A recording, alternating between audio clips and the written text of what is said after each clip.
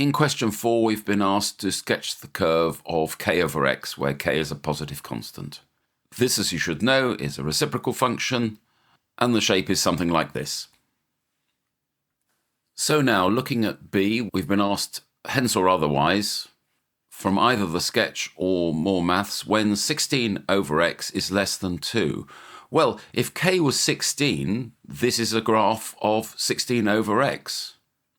So if I put in the line y equals 2, so clearly when x is less than 0, we satisfy our inequality, but we need to know the changeover point here, where the curve is above y equals 2 or below y equals 2. So if I say that 16 over x is less than or equal to 2, therefore 8 over x is less than or equal to 1. So therefore, multiplying through by x, I get that 8 is less than or equal to x. So moving this round, I get that x is greater than or equal to 8.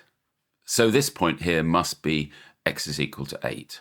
So we've actually got two answers. X can be less than 0 because all of this area is acceptable from 0 backwards, and also above 8 is acceptable. So the answers to part B is x is greater than or equal to 8.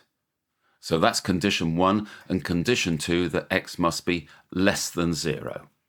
And that's from the graph. And those are your answers.